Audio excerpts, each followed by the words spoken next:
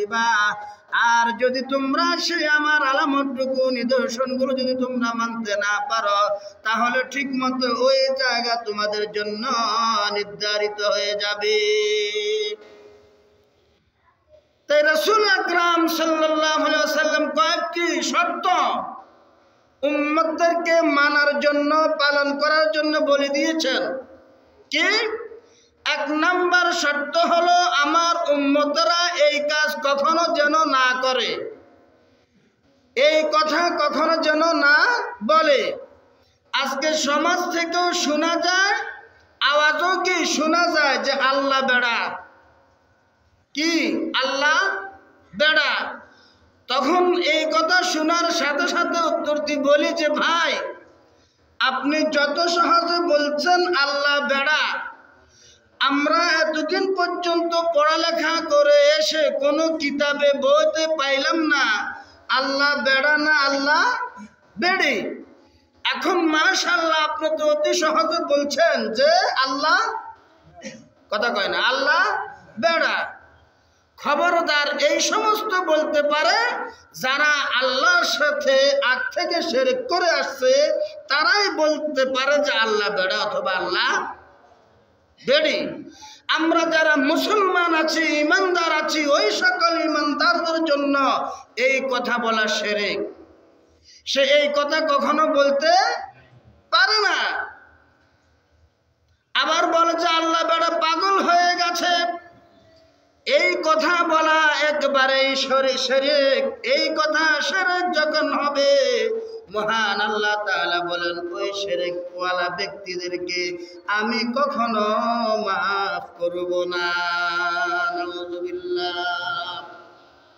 এখন তো আমরা চাই জওয়ান অথবা বুঝদার অবুঝদার বলি ফেলাই আল্লাহ বেড়া। এই কি আর কখনো মৌসুম দেখে নাই যে এইভাবে বৃষ্টি দেওয়া, এইভাবে রৌদ্র দেওয়া, এইভাবে ফলনটা নষ্ট করে ফেলা? রাসূল আকরাম এই কথা বললেন, খবরদার তোমরা শিরক থেকে কি থাকো, দূরে থাকো। ও ভাই, শুধু বসে থাকলে হবে না, একটু কথা বলতে হবে।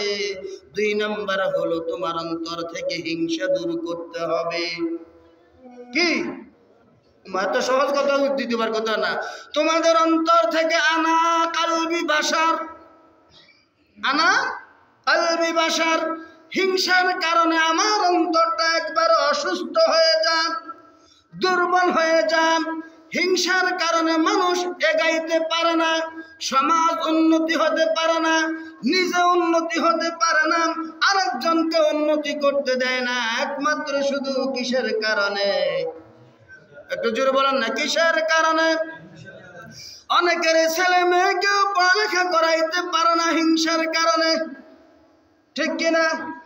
সমাজের মধ্যে হিংসায় ভরা, এই জন্য অধিকাংশ সমাজের লোকেরা আগাইতে পারে না, এগাইতে পারে না। তো তাদের শুধু এই হিংসার কারণে নিজেও পারে না, অন্যদেরকেও আগাইতে দেয় না।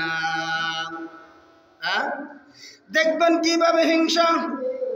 একটা ব্যক্তি হাজার হাজার টাকা খরচ করে জমিনের মধ্যে যে কোনো একটা ভালো ফলন রইল, ভালো ফলন করলো, আরেক ব্যক্তি রাত্রে এসে গরু দিয়া সব মেসমাস করে ফেললো। কি দিয়া? গরু দিয়া, কেউ মোষ দিয়া, কেউ ফুলাফান দিয়া, কেউ নিজে হইয়া, কেউ আবার ফানি ছাড়িয়া। আছে না বাবা, আছে না? তাহলে নিজেও কি করলো না? চাষাবাদ করলো না, ভালো ফলন করলো না, করার জন্য চেষ্টাও করলো না। আরেকজন যাহা করেছে সে একটা জিনিস না একটা জিনিস দিয়া তার ওই ফলন ক্ষেত্রটাকে একবারে নষ্ট করে দিল। এটা তার জন্য হিংসা নাকি অন্য কি? হিংসা না? শুধু এটা না, রাসূল আকরাম সাল্লাল্লাহু আলাইহি ওয়াসাল্লাম বলেন, এই জাতীয় হিংসা যাদের মাঝ থেকে থাকবে, এই থাকাটা তারা দূর করলো না, তারা কখনো ইবাদত বন্দেগীর দিক দিয়া সামনের দিকে আগাইতে, জোরে বলেন না, আগাইতে পারবে না। কেননা রাসূল আকরামের হাদিস হলো, إياكم والحسد فإن الحسد يأكل الحسنات كما تأكل النار الحطب তোমরা তো কষ্ট করে শীতের মৌসুমের মধ্যে এখন তো সামনে কি আসতেছে ওই কথা বলা কি আসতেছে শুধু সামনে না এখনো তো শীত চলছে ঠিক কিনা এই শীতের মধ্যে তোমরা এত কষ্ট করিয়া ওযু করো নামাজ পড়ো আল্লাহর কাছে চোখের পানি ফেলাইয়া কান্দো আল্লাহ গুনাহগুলো মাফ করিয়া দাও অন্যায় হয়েছে মাফ করিয়া দাও এই কান্নাকাটি করিয়া মহান রবের কাছে বলার কারণে যাহা তোমার কিছু নাকি হয়েছে ওই হিংসা দূর না করার কারণে হিংসা করার কারণে তোমার ওই নেকিটা ধ্বংস হয়ে গেল সুবহানাল্লাহ সুবহানাল্লাহ জোরে বলেন না বলে সুবহানাল্লাহ নাউজুবিল্লাহ হাই হ্যাঁ আমার মুসলিরা বসে রয়েছে কিচ্ছু জানে না আমার মুসলিরা এত সোজা মাশাআল্লাহ এত সোজা আগামাতা গোড়া কিচ্ছু তারা বুঝে না একটা হানটাও সাবাই তারা খাইতে হয় না সেসি দেওয়া লাগে কি দেওয়া লাগে সমাজের মুসলি এক মুসলি কি কিন্তু মসজিদে আইলে মুসলিরা কি ভদ্র সারা দিন কষ্ট করার পরে 5 বার ওযু করার পরে নামাজ পড়লাম মহান রব আমাকে 5টা নেকি দিল 5 বার নামাজ পড়ার কারণে 5টা নেকি দিল ধরুন 5টা নেকি হ্যাঁ ওই অন্তর থেকে হিংসা না তাড়ানোর কারণে ওই যে রাস্তা যাইতে যাইতে রাত্রে যখন আসে হিংসায় শুরু করে দিলাম এই হিংসার কারণে যে 5 নেকি হয়েছে ওই 5টা নেকিও ধ্বংস হয়ে গেছে কি করবেন একটু জোরে কোন তাহলে একটু জোরে কোন না নাউযুবিল্লাহ এই জন্য মহান আল্লাহ তাআলা কোরআনের ভাষায় কিসের ভাষায় কোরআনুল কারীমের ভাষার মধ্যে বলেন জাহান্নামা খালিদিনা ফিহা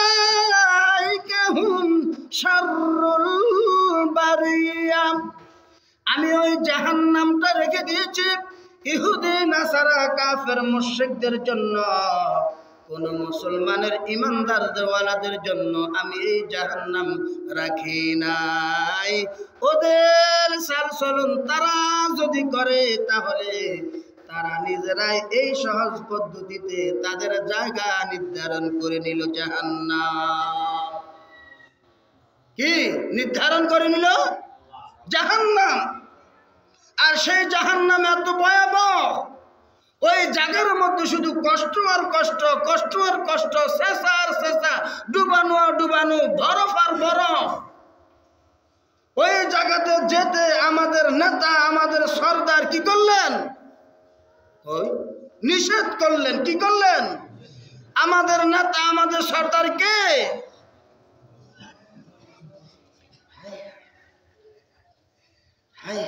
একটা কথা তাদের কাছ থেকে বাইর হয় না তারা মনে হচ্ছে দ্বীন ইসলামের ব্যাপারে নবীর ব্যাপারে আল্লাহর ব্যাপারে হাদিস কোরআনের ব্যাপারে কিচ্ছু জানা না লাগে আমাদের সরদারকে বলেন না মুহাম্মদ সাল্লাল্লাহু আলাইহি ওয়াসাল্লাম তিনি বলে দিয়েছেন খবরদার তোমাদের জন্য জাহান্নাম নয় তোমাদের জন্য হলো জান্নাত তোমরা প্রতি মুহূর্তে কিসের কাজ করবে জান্নাতের কাজ করবে তখন তোমাদের জন্য নির্ধারিত হবে জায়গা হবে জান্নাত আর এর বিপরীত চলবে তোমাদের জন্য তোমরা নিজেরাই স্থান করে নেবে কি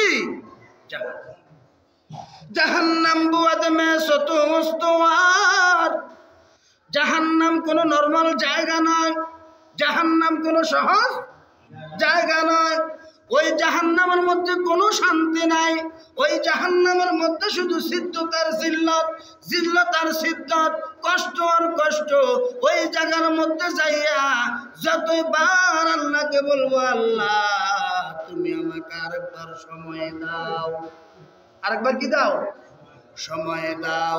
তখন আমার আল্লাহ বলবে, আমি কি তোমাকে অনেক সময় দিই নাই? আলেম ওলামা দিই নাই? আমার এই মহাগ্রন্থ কোরআনুল কারীমের আয়াত অনুযায়ী আমার দোস্ত মুহাম্মদের হাদিস, সেই হাদিস অনুপাতে কি তোমাদেরকে কোনো কথা বলে নাই? তোমরা কেন এই জায়গা বেছে নিলা? তোমরা কেন এই জায়গা ধরে নিলা? তোমরা কেন এই জায়গার মধ্যে নির্ধারিত হয়ে রইলাম? একটু এধার ওধার কি হইল না? তোমাদের কি মন মাগাজ আমি আল্লাহ কি নির্ধারিত করে দিই নাই? হ্যাঁ, এই ব্যবসা থেকে এই ব্যবসা একটু লস হইলে এটা ছাড়ে কি আরেকটা ধরো, এটা লাভ না হলে লাভ যেটা হয় ওইদিকে যাও। কিন্তু আমার দিনের ব্যাপারে আসলে তোমার বুঝি এই যে জ্ঞান আছে, ওই জ্ঞানটা বুঝি একবারে আর লস হয় না। বিবেকটা কি তোমার কি ওই সময় কি ধরে না? আমি আল্লাহ কি তোমাকে বিবেক দেই নাই? বলবে কে? দুনিয়ার মধ্যে তো এই বিবেকের কথা কইলে এক একজন এক এক ধরনের চালাকি করে কি বাঁচতে পারে, সারতে পারে, চলে আসতে পারে, কি কর। কিন্তু এমন একটা জায়গার মধ্যে যাবে, ওই জায়গার মধ্যে যেই কথাই বলুক না কেন সে ধরা পড়ে যাবে। ওই ধরা থেকে বাঁচার জন্য আগেই নবীজি দেখাই দিলেন, বলে দিলেন, শুনাই দিলেন, এই কারণ যদি তোমাদের ভিতরে থাকে, তোমাদের নির্ধারিত জায়গা হবে কি হবে? জাহান্নাম। আর আল্লাহ আগে ওয়াজ করে দিয়েছেন, তোমরা কেউ এই জায়গার জন্য এর সামনের দিকে কি এগিয়ে আসিও না, এই জায়গায় তোমরা পরিণত করে নিও না। তোমরা পরিণত করে নাও জান্নাতের জায়গা, সুখের জায়গা, যেই জায়গার মধ্যে আবাদ থাকতে হবে। কি কি কাজ করলে তোমরা শান্তিস্থল, আবাসস্থল নির্ধারিত হবে, সেই জায়গাটা আমার দোস্ত মুহাম্মদ তোমাদেরকে পুঙ্খানে আমার এই কোরআন দিয়ে তোমাদেরকে অবগত করাই দিয়েছে। আল্লাহর দোস্ত কে? তো সেই দোস্ত তোমার নেতা, তোমার গার্ডিয়ান তোমাকে এই সব পথ দেখিয়ে দিয়েছে। সেই পথ দেখানো রাস্তা ছাড়া যদি অন্য পথের মধ্যে চলো, অন্য পথ হলো গায়রিল মাগদুবি আলাইহিম কন্না ওয়ালা, এ দলে মানে গুমরাহ। আমার দোস্ত যে ইহদিনাস সিরাত সঠিক রাস্তা দেখাই দিয়েছেন, এর বিপরীতে গায়রিল মাগদুবি আলাইহিম ওয়ালাদ-দাল্লিন পথের যারা চলবে, গুমরাহিকের পথে যারাই চলবে, তারাই হলো তাদের জায়গাটা তারা নিজেরাই নিল নির্ধারণ করে কি জাহান্নাম। কি নিল? জাহান্নাম। জাহান্নামা অন্য আয়াতে বলে জাহান্নামা খালিদিনা ফিহা আবাদা। যে যে জায়গা নির্ধারণ করে নিবে সেই জায়গার মধ্যে আবাদ থাকবে। একটু এদার উদার হবে না, এদিক সেদিকে কি হবে না। তাই এই জন্য আজকের এই আয়াত বেছে নিলাম, আপনাদেরকে শোনাই দিলাম। ভাই, মৃত্যুর কথা বলা শুনি, ওরে কয় না যায় না, মৃত্যুর কথা বলা যায় না। আমি একবার বুড়া টান্ডিলা হয়ে গিয়েছি, আমি রয়ে গেছি। আবার আরেকটা ব্যক্তি কত সুন্দর জোয়ান জান, মাত্র উঠতেছে, বয়স 21-22 হয়েছে, সে আমার সামনে কি দুনিয়া থেকে শেষ হয়ে গেছে। হয় না এভাবে? অনেক সময় দেখবেন জায়গার মধ্যে বাপ অসুস্থ হয়ে ঘরের মধ্যে ভুগতেছে, কিন্তু ছেলে সুস্থ, কিন্তু ছেলে কি শেষ, বাপ এখনো রয়ে গেছে। আমার ঘটনা আমি নিজে স্বচক্ষে দেখলাম যে আমি আগে যে মাদ্রাসায় চাকরি করতাম, ওই মাদ্রাসার মধ্যে ছেলে বাপ কিন্তু অনেক বুড়া, ছেলে তেমন বুড়ো হয়ে আসছে আর কি, এখনো তেমন বুড়া হয়নি। কিন্তু ওই ছেলে অসুস্থ হয়ে বিভিন্ন হাসপাতাল কি ঘুরে আসছে, তারপরেও কি হয় নাই, সুস্থ হয় নাই। কিন্তু সুস্থ না হওয়ার আগে এই অসুস্থ শরীর হইয়া সে কি করছে, ইন্তেকাল করেছে। বাপ কিন্তু এখনো কি অসুস্থ হয়ে ঘরে। তাই আমি আর আপনি যখন এই কথাটা শুনলাম, দেখলাম, জানলাম, বুঝলাম, আগে মরার কথা কে? আগে মরার কথা কে? বাপ না। কিন্তু ও যে মৃত্যুর কথা বলা যায় না, কার আগে কে যায় তাও বলা যায় না। তো এখন আগে কে গেছে? ছেলে। আগে কে গেছে? যাওয়ার কথা বাবা না, কিন্তু সেই বাবা রয়ে যায়, ছেলে শেষ। তো এই জন্য মহান আল্লাহ তাআলা দোস্ত মুহাম্মদ রাসূলুল্লাহ সাল্লাল্লাহু আলাইহি ওয়াসাল্লাম বলেন, ও আমার উম্মতেরা, তোমরা জানিয়ে রাখো মৃত্যু কাকে কখন ধরে বসে কেউ কিন্তু বলতে নাই। বই থাকে ইমাম মুসলিয়া কেউ কোনো কথা বলে না, কিন্তু মৃত্যুর কথা বলা যায় না কার আগে কে ইন্তেকাল করে। কিন্তু বাপ রয়ে গেছে, ছেলে চলে গেছে। এই জন্য মহান আল্লাহ তাআলা বলেন, আমার মুসলমান, মহান আল্লাহ তাআলা বলেন, আমার গোলাম, তোমরা তোমার দোস্ত, তোমার নেতা, তোমার সর্দার যেই কথাগুলো তোমাদেরকে বলেছে একটাও রং কথা বলে নাই। ওই কথাগুলো তোমরা সঠিক মতো যখন তোমরা পালন করবে, মৃত্যুর উপরে তোমাদের ঠিকানা হবে জান্নাত। ফারিকুন ফিল জান্নাতি ওয়া ফারিকুন ফিস সাঈদ। তোমরা যদি এই ঠিকানা যদি তোমরা জান্নাত করে নিতে চাও, কারা কারা ইবাদত করার খেয়াল আছে তারা এখন থেকে ইবাদতের মধ্যে লেগে যাও। এই কথা বললেন কে? আল্লাহ।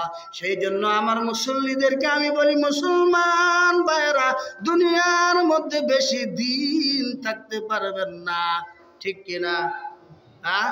যতদিন যায় ততদিন, যত কদম দিচ্ছেন তত কবরের দিকে গাইতেছেন, কবরের দিকে সবাই রওনা হচ্ছেন, মনে করতেছি যে শেষানা হচ্ছি, বড় হচ্ছি, দায় মুছুরতেছে। না না না, আসলে কিন্তু আমাদের সামনের দিকে এগিয়ে আমরা যাচ্ছি কোন দিকে? কোন দিকে? কবরের দিকে আমরা এগিয়ে যাচ্ছি।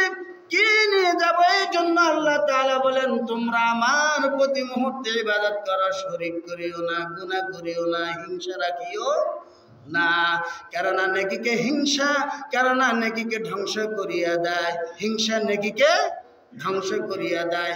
আজকে এই সমাজের কথা বলি, এই সমাজের মানুষেরা একের পর এক হিংসার কারণে তারা এগাইতে পারছে না। শুধু কি? শুধু কথা বলে, শুধু হিংসার হিংসা, হিংসার কারণে এই সমাজের মানুষ এগাইতে পারছে না। এইদিকে দিনে ওই দিক থেকে না, এদিক থেকে হিংসা আছেই, অন্তর থেকে তারা হিংসা ছাড়ে। আর রাসূল বললেন, যাদের অন্তরের মধ্যে এই ধরনের হিংসা আছে, ওই অন্তর কখনো সুস্থ না, ওই অন্তর কখনো কি না? সুস্থ না, অসুস্থ। অসুস্থ ব্যক্তির থেকে দেখবেন যে এভাবে দুনিয়াদারি কোনো কিছু ভালো লাগে না, ফলাও কর্মাও কি লাগে না, ভালো লাগে না। তদ্রূপ তারা দিন ইসলামের কথা তাদের কাছে কি লাগবে না, ভালো লাগবে না, ঠিক কিনা ভাই? রাসূলের কথার সাথে দুনিয়ার উদাহরণের সাথে মিল আছে? আছে। তেমনি ভাবে আমরা যেভাবে বলি, আমার শরীর খারাপ, হাঁটতে ভালো লাগতেছে না, পারতেছি না, কি কি অসুস্থ, কি এই রোগ, তো তা হলো দিকে কাজ কোন না হয় ভালো লাগে না ভাই, কি লাগে না, ভালো লাগে, ঠিক না? তো অসুস্থতা ব্যক্তিদের জন্য এই তদ্রুপ দিন ইসলামের কাজ, ওয়াজ নসিহত কি লাগবে না, ভালো লাগবে না, কোরআন হাদিসের কথাও ভালো লাগবে না। আল্লাহ সুবহানাহু ওয়া তাআলা আমাদের সকল ব্যক্তিকে অন্তর থেকে এই ধরনের হিংসা মুক্ত হয়ে ইবাদতে যুক্ত হওয়ার জন্য সেই তৌফিক দান করুন। ওয়া আখিরু দাওয়ানা আলহামদুলিল্লাহি রাব্বিল আলামিন। যারা আমরা পড়ে